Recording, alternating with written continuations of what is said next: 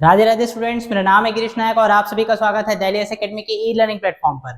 हमारे 30 कदम सीरीज में आज हम लोग देखने वाले हैं इंडियन इकोनॉमी का रिपोर्ट्स एंड इंडाइसेस। जो अलग अलग टाइप के इंडाइसेस आते हैं, हमारे अलग अलग टाइप से रिपोर्ट्स आते हैं, उन सब के बारे में आज हम लोग क्वेश्चन देखने वाले हैं। तो शुरुआत करते हैं पहले क्वेश्चन से। पहला क्वेश्चन दिया हुआ है वर्ल्ड हैप्पीनेस रिपोर्ट 2025 में भारत की रैंक क्या है। अब होता यह है कि हमारा जो रैंक है ना, हर साल चेंज होता रहता है और एग्जाम के हिसाब से अगर हम लोग देखें तो 15 जनवरी हम लोग एक डेट मान सकते हैं कि 15 जनवरी के बाद जितना भी रिपोर्ट आएगा, जितना भी हमारा इंडाइसिस आएगा, कुछ नया इंडेक्स आएगा, उसका नया रिपोर्ट रहेगा, वो सारा का सारा हमारे पास क्वेश्चन वहां पर से नहीं पूछता है। जो इससे पहले का आएगा, मतलब 15 जनवरी से पहले का जो है, उन सबको आप लोग पढ़ के जाएंगे, उन सारे रिपोर्ट्स को, उन सारे जो इंडेक्स में इंडिया की रैंकिंग क्या है, ये सारी चीज को आप पढ़ के जाएंगे। उसके बाद तो बहुत ज्यादा सेंस नहीं बनता है, बाकी लॉजिक नहीं बनता है, क्योंकि प्रिंटिंग हो जाए रहता है। तो 15 जनवरी तक ध्यान रखे रहना भाई। तो हमारे पास जितने भी हम लोग रिपोर्ट हैं उस टाइम तक के लिए, जितने भी लेटेस्ट रिपोर्ट हैं, उन सब के आधार पर हम लोग क्वेश्चन देखने वाले हैं। वर्ल्ड हैप्पीनेस रिपोर्ट 2025 में भारत की रैंक क्या है। ठीक है, तो हमारे पास 126, 118, 136 और 110 ये हैप्पीनेस रिपोर्ट बोल रहे हैं। हमारे पास एक आता है ह्यूमन डेवलपमेंट रिपोर्ट, ठीक है, ह्यूमन डेवलपमेंट इंडेक्स भी आता है, HDI। ठीक है, तो इस रिपोर्ट के आधार पे हम लोग को बहुत ज्यादा कंफ्यूजन होता है यहाँ, क्योंकि यहाँ पर से बहुत क्वेश्चन आता है और एक हमारे पास वर्ल्ड हैप्पीनेस रिपोर्ट से रिलेटेड क्वेश्चन आता है। तो भाई हमारा राइट आंसर है ऑप्शन नंबर बी, 118वां रैंक, क्योंकि यहाँ पर बहुत ज्यादा फैक्चुअल हमारे पास डेटा रहेगा, पूरा डेटा वाला ये वाला सेक्शन रहेगा। तो आप लोग यहाँ पर ज्यादा एक्सप्लेनेशन का जरूरत तो नहीं पड़ेगा, बाकी जहाँ पर एक्सप्लेनेशन रहेगा वहां पर मैं आप लोगों को एक्सप्लेन कर दूंगा। अगला हमारे पास दिया ह्यूमन डेवलपमेंट रिपोर्ट 2025, हमारे UNDP United Nations Development Programme जो है, यही हमारा पब्लिश करता है। उसके अनुसार भारत की रैंकिंग क्या है, तो 132, 134, 130 और 127। तो हमारा राइट आंसर क्या होगा, ऑप्शन नंबर सी, 130वां रैंक है भाई हमारा इसमें, हमारे HDI में। अगला है हमारे पास global hunger index, global hunger index. ठीक है, इसको भारत को किस स्थान पर रखा गया है। तो हमारा 111वां, 102, 95 और 107।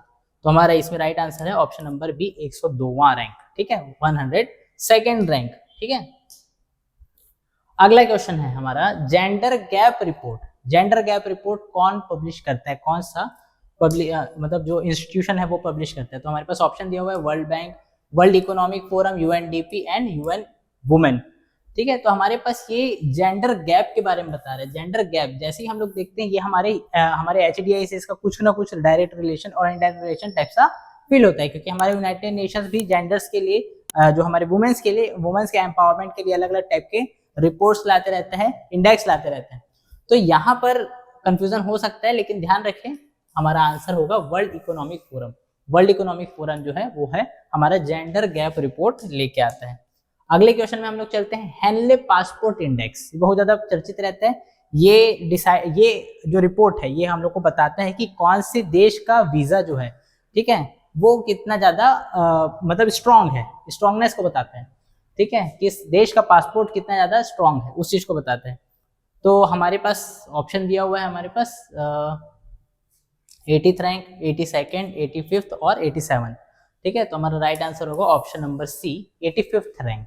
अगला क्वेश्चन है हमारा global innovation index. Global innovation index जो है, ये हमारा बताता है कि किस देश में इनोवेशन के स्तर पे क्या क्या काम किया जा रहा है, किस लेवल पे काम किया जा रहा है, उस आधार पे यहाँ पर रैंकिंग की जाती है। तो हमारे पास India rank in innovation index अगर हम लोग बात करें, ठीक है, तो हमारा राइट आंसर होगा option number B, 38th rank. हम लोग 38वें रैंक पे हैं अभी। अगला है हमारे पास which organization publishes the world economic outlook. World economic outlook कौन लाता है। तो वर्ल्ड बैंक हो गया, WTO हो गया, IMF हो गया और WEF। ठीक है, वर्ल्ड इकोनॉमिक फोरम। तो हमारा राइट आंसर होगा option number C, IMF। IMF जो है इंटरनेशनल मॉनिटरी फंड, और ये क्या काम करता है, तो अलग अलग कंट्रीज में, जैसे हमारे यहाँ RBI है, RBI मॉनिटरी पॉलिसीज देखता है हमारे पूरे के पूरे देश में। तो हमारा IMF जो है इंटरनेशनल मॉनिटरी फंड, ये क्या चीज को देखते हैं, पूरे इंटरनेशनल लेवल पे मॉनिटरी पॉलिसीज को। ये एक्चुअल में जैसे हमारे पास हमारे RBI के पास ये पावर है कि हम लोग इम्पोज करें, लेकिन IMF तब इम्पोज करता है जब उसको मतलब ऐसा ग्लोबल डिमांड उठता है, या फिर उसको दिखाई देता है कि यहाँ पर कुछ गड़बड़ी हो रही है, या फिर अगर कोई कंट्री इसके पास अगर लोन लेने के लिए आया तो फिर उसको अलग अलग नियम बताता है कि इस आधार पे आप चलेंगे तब फिर मैं आपको लोन दूंगा, ठीक है। और ये आईएमएफ जो है इसका ओरिजिन कहाँ से हुआ, 1944 में ब्रेटन वुड कॉन्फ्रेंस हुआ था, ब्रेटन वुड कॉन्फ्रेंस हुआ था, उस वहां से 3 चीजों का ओरिजिनेशन हुआ। आईएमएफ हो गया, एक है हमारे पास IBRD, international bank for reconstruction and development, और एक एग्रीमेंट आया जिसे बोलते हैं जनरल एग्रीमेंट ऑन हमारे tariff and trade and tariff, ठीक है, गेट आईएमएफ और आईबीआरडी। यही आईबीआरडी आगे जाके हमारा वर्ल्ड बैंक ग्रुप में हम लोग देखते हैं इसको डेवलप होता हुआ। अगला क्वेश्चन हम लोग देखते हैं करप्शन परसेप्शन इंडेक्स सीपीआई 2024-25 में भारत की रैंक। अब देखिए कोई अगर हमारे पास, अगर मैं किसी ऐसे ईयर का लूंगा, जैसे पिछले, ये पुराना टाइप का लग रहा है, बाकी सब 2025 का एकदम लेटेस्ट लग रहा है, तो 2024-25 हो सकता है किसी में 2023 हो, तो वहां पर अगर वो इंपॉर्टेंट रहेगा तभी बताऊंगा मैं, या फिर उसके बाद से अगर कोई रिपोर्ट नहीं आई है या फिर उसके बाद से कोई रैंकिंग नहीं पब्लिश हुई है तो वहां पर उस रैंक का मतलब हो सकता है, अदरवाइज नहीं होगा, ठीक है। तो अगला हम लोग देखते हैं करप्शन परसेप्शन इंडेक्स सीपीआई 2024-25 में भारत की रैंक क्या है, 85th, 93rd, 96th और 100। तो हमारा राइट आंसर होगा ऑप्शन नंबर सी 96। ये हमारे अलग अलग कंट्रीज में जो करप्शन होता है ना उसको मेजर करते हैं। अगला क्वेश्चन है हमारे पास, ग्लोबल फाइनेंशियल स्टेबिलिटी रिपोर्ट किसके द्वारा पब्लिश की जाती है, ठीक है। ग्लोबल फाइनेंशियल स्टेबिलिटी रिपोर्ट ये बताती है कि ग्लोबल लेवल पे फाइनेंशियल स्टेबिलिटी का लेवल क्या है। तो कौन पब्लिश करता है, तो वर्ल्ड बैंक हो गया, आईएमएफ हो गया, फेडरल रिजर्व हो गया और आरबीआई। तो हमारा राइट आंसर है आईएमएफ, इसको भी हमारा आईएमएफ ही पब्लिश करता है। अगला क्वेश्चन है हमारे पास, वर्ल्ड प्रेस फ्रीडम इंडेक्स, ठीक है, प्रेस फ्रीडम के फील्ड में ये अलग अलग कंट्रीज को रैंकिंग देता है। तो 2025 में इसकी भारत की रैंक क्या है पूछ रहा है, तो 142, 151, 161 और 150। तो हमारा राइट आंसर है जो हम लोग शगुन का देते हैं 151 रुपये, वही, ठीक है। अगले क्वेश्चन में देखते हैं, हमारा अगला क्वेश्चन है 2024-25 में इन्वायरमेंट परफॉर्मेंस इंडेक्स ईपीआई में भारत की रैंक क्या है, ठीक है। तो हमारे पास ऑप्शन दिया हुआ है 180 रैंक, 176, 150 और 168। तो हमारा राइट आंसर होगा ऑप्शन नंबर बी 176 रैंक, ठीक है, हमारे इन्वायरमेंट परफॉर्मेंस इंडेक्स में। और अगर आप लोग को एक चीज और बताऊं तो हमारा जो G20 समिट हुआ था इंडिया में, जब हमारे G20 समिट में इंडिया वाले में बहुत सारे अलग अलग इन्वायरमेंट से रिलेटेड जो हम लोग टारगेट सेट किए थे, सारे G20 कंट्रीज के लिए टारगेट सेट किया गया था, उसमें से अकेला इंडिया बस एक ऐसा कंट्री है जो अपने सारे के सारे गोल्स को अचीव कर पाया है, बाकी कोई भी कंट्री ये पूरे गोल्स को अचीव नहीं कर पाया है, ये बात को भी ध्यान रखेंगे। अगले क्वेश्चन में चलते हैं। हालांकि ये वाला जो डेटा है जो अभी मैं बताया वो वाला आप लोग यूज कर पाएंगे सिर्फ मेंस के राइटिंग में, ऐसे क्वेश्चन तो नहीं पूछेगा। अगला है हमारे पास इंटरनेशनल एनर्जी एजेंसी, ठीक है, इंटरनेशनल एनर्जी एजेंसी जो है कौन सी रिपोर्ट पब्लिश करती है पूछ रहा है, तो world energy outlook, global environment outlook, living planet report और स्टेट ऑफ वर्ल्ड फॉरेस्ट। तो हमारा राइट आंसर है वर्ल्ड एनर्जी आउटलुक, ठीक है, इंटरनेशनल एनर्जी एजेंसी, ठीक है। अगला क्वेश्चन है हमारे पास climate change performance index, climate change से रिलेटेड जो जितने भी टाइप के हम लोग अलग अलग एक्शंस ले रहे हैं और हमारे लिए जो टारगेट सेट किए गए हैं उसमें हम लोग कैसा परफॉर्मेंस कर रहे हैं, उन सबको जस्टिफाई करने के लिए या फिर उसको कैटेगराइज करने के लिए ये हमारे पास इंडेक्स काम आता है, climate change performance index CCPI।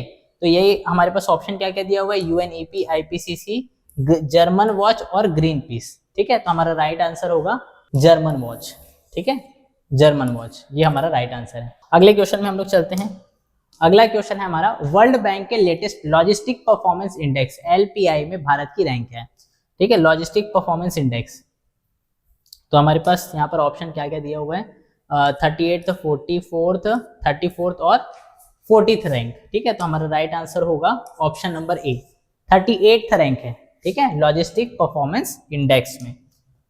अगले क्वेश्चन में चलते हैं, कौन सा इंडेक्स किसी देश की प्रॉपर्टी मार्केट को अवैध फंड से बचाने की क्षमता को मापता है, ठीक है। तो हमारे पास ऑप्शन दिया हुआ है corruption perception index, opacity in real estate ownership index, financial secrecy index और ईज ऑफ डूइंग बिजनेस, ठीक है, इंडेक्स। तो हमारा राइट आंसर होगा option number B opacity in real estate ownership index, ठीक है। ये बताता है कि क्या होता है अलग अलग, ठीक है, ये क्या चीज को बताता है, अगर जैसे फॉर एग्जांपल अगर पाकिस्तान को इंडिया में किसी टाइप का कोई गड़बड़ी करना है, आतंकवाद फैलाना है, बॉम्ब ब्लास्ट करना है, या फिर किसी भी टाइप का टेरर एक्टिविटी करना है, तो होता यह है कि वो लोग अपने जो क्या बोलते हैं अपने यूनिट्स या फिर उसको असेट बोल देते हैं इनके लैंग्वेज में, डिफेंस के लैंग्वेज में, या फिर आतंकवादी लोग अपनी लैंग्वेज में उसको अपना एसेट बोलते हैं, और उसको वहां वो किसी देश में इम्प्लांट करते हैं, और उसके बाद फिर जब कभी भी वहां पर उनसे एक्शन की जरूरत रहेगी वो लोग एक्शन ले लेते हैं।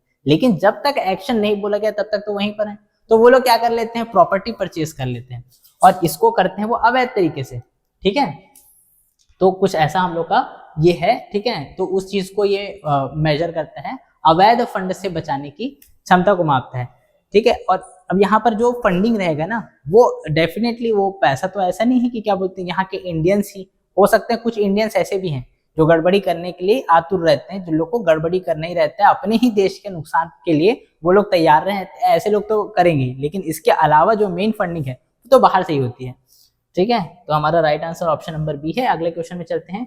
विश्व विकास रिपोर्ट, world development report is annual publication of, किसका एनुअल पब्लिकेशन है, तो IMF, world bank, UNDP, WTO।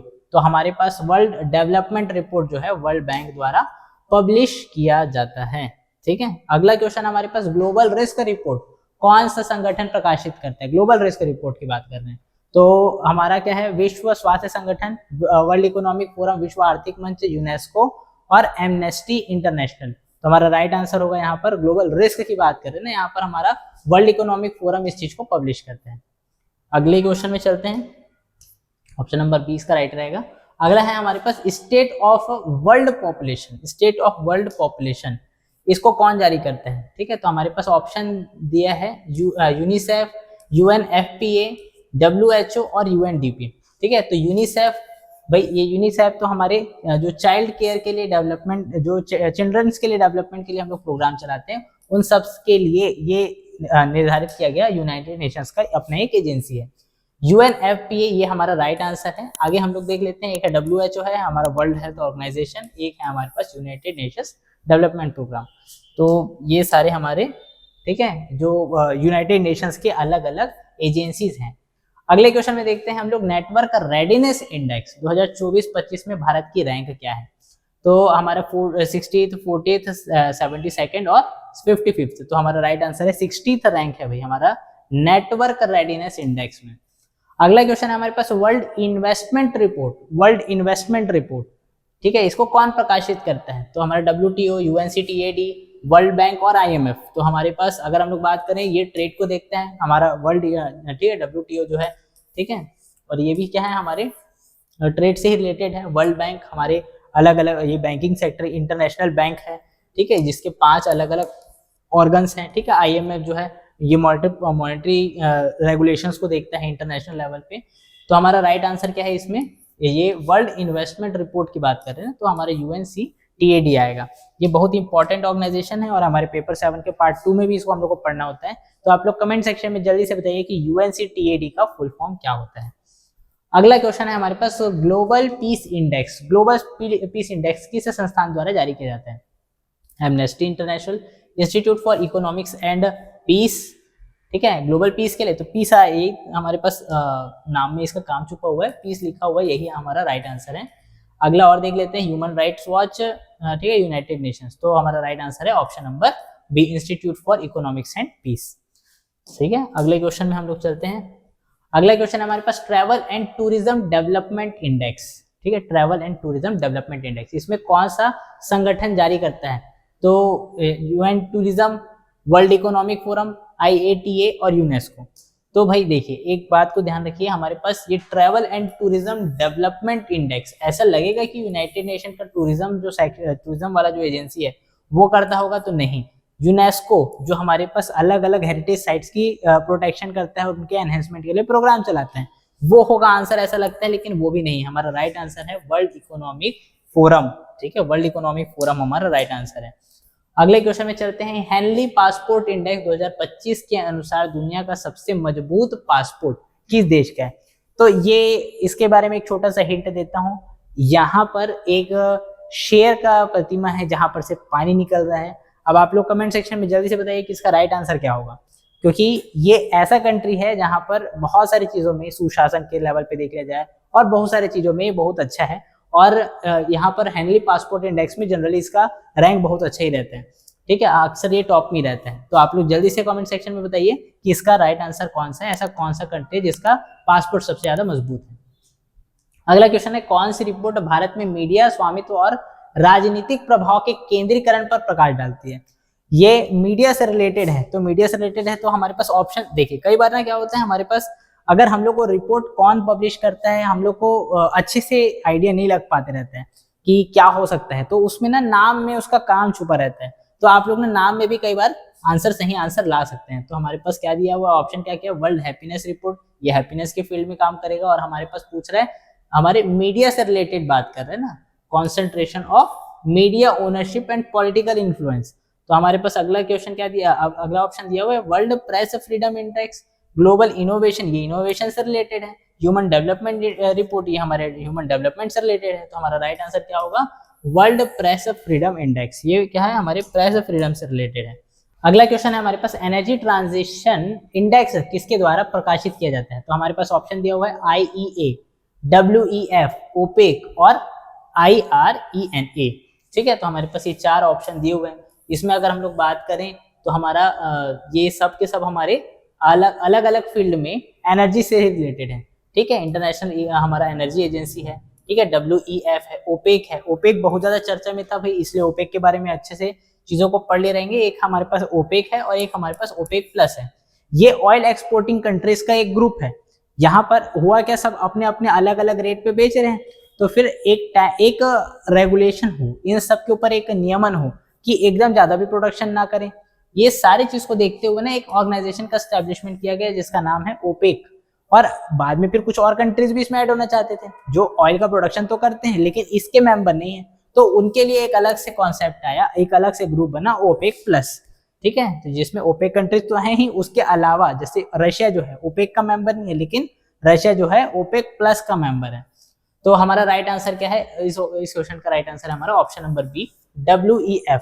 आप लोग कमेंट सेक्शन में जल्दी से बताइए, देखते हैं आप लोग को ये आइडिया है कि नहीं कि WEF क्या है। बाकी सब तो सुने छोगे, ठीक है, हमारे पास WEF का आप बताइए। अगला क्वेश्चन है हमारे पास, इन्वायरमेंट परफॉर्मेंस इंडेक्स 2024 में किस देश ने टॉप किया है? डेनमार्क, फिनलैंड, नॉर्वे और एस्टोनिया। तो हम लोग को हमेशा ये ध्यान रहता है कि फिनलैंड और नॉर्वे ये लोग बहुत एकदम साफ साफ कंट्री है, डेनमार्क भी बहुत ज्यादा साफ साफ कंट्री है, तो यही लोग इसमें टॉप के होंगे। लेकिन ध्यान रखेंगे एस्टोनिया कहीं पीछे नहीं है। राइट आंसर है हमारा ऑप्शन नंबर बी। और एक बात को और ध्यान रखेंगे, एक क्वेश्चन बन सकता है, एक है हमारे पास एक आइलैंड है, दुनिया का सबसे बड़ा आइलैंड जो है ग्रीनलैंड, ठीक है। जो ग्रीनलैंड है ये बहुत ज्यादा चर्चित है क्योंकि जो यूएसए के जो प्रेसिडेंट हैं वो इसको हथियाना चाहते हैं। वो बोलते हैं, वो अलग अलग टाइम पे अलग अलग बयान दिए कि हम लोग तो इसको कब्जा कर सकते हैं। उसके बाद पे बोलते हैं हम लोग यहाँ के लोगों को पैसा देंगे और हम लोग इस पूरे के पूरे आइलैंड को खरीद लेंगे, ऐसा भी बोलते हैं। तो इससे रिटेलिएशन आया फिर डेनमार्क के साइड से, डेनमार्क के प्राइम मिनिस्टर भी वहां पर खड़े होकर बोले, ठीक है। और वहां पर के सारे पूरे कलेक्टिवली सारी की सारी पार्टियां इस बात के अगेंस्ट है कि ग्रीनलैंड जो है यूएसए के हाथ में जाना चाहिए, ठीक है। और यूएसए उसको क्यों चाहता है, क्योंकि यहाँ पर बहुत सारे नेचुरल रिसोर्सेस हैं, बहुत सारे हमारे पास रेयर अर्थ एलिमेंट्स हैं, तो उसको ये सारी चीज चाहिए, इसलिए वो ऐसा वो बोला जाए बयानबाजी कर रहे हैं।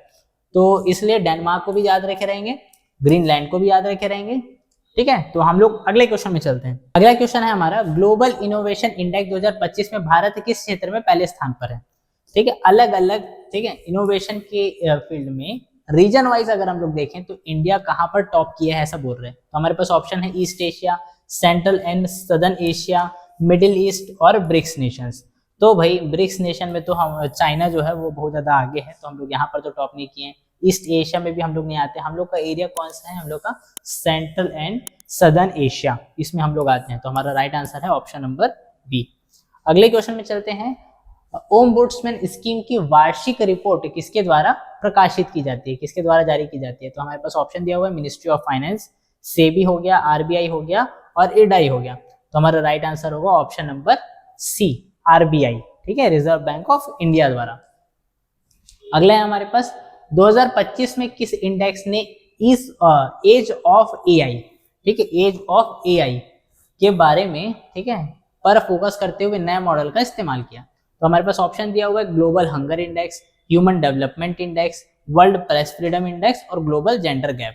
हमारा राइट आंसर है option number B, human development index. यहाँ पर हम लोग क्या यूज कर रहे हैं, एज ऑफ, ठीक है। इनका फोकस क्या है, अभी हर जगह एआई चल रहा है भाई, हर जगह एआई। तो एआई से रिलेटेड जो नए डेवलपमेंट्स है उन सब के बारे में आप लोग अच्छे से पढ़ के रहेंगे। और क्योंकि रिसेंटली अभी मंडी का भी एग्जाम होने वाला है, और मंडी में जो क्या बोलते हैं हमारा कंप्यूटर का सेक्शन बहुत ज्यादा मात्रा में आता है, और कंप्यूटर में जो रिसेंट डेवलपमेंट है वो एआई में हुआ है। तो वहां पर जैसे पहले पूछता था अलग अलग प्रकार के वायरस को पूछता था, अब अलग अलग प्रकार के एआई से रिलेटेड क्वेश्चन पूछ सकते हैं। अगला क्वेश्चन और आज का लास्ट क्वेश्चन है हमारे पास, करप्शन परसेप्शन इंडेक्स में भारत का स्कोर कितना है। हम लोग रैंक देख चुके हैं, स्कोर को देखते तो रो स्कोर जो है हमारा वो 38 था नंबर, हम 38 टोटल मार्क्स जीते हैं, ठीक है, आउट ऑफ 100 हम लोग पाए हैं, ठीक है। तो रैंकों को भी याद रखे लेंगे, किसी किसी में हमारे पास जो स्कोर है उसको भी पूछते हैं, क्योंकि पहले HDI रिपोर्ट का पूछ चुका है स्कोर, इंडिया का स्कोर क्या है ऐसा करके। तो इसके लिए तैयार रहेंगे आप लोग और तैयारी अच्छे से बना के रखें। इस वीडियो के लिए इतना ही, धन्यवाद।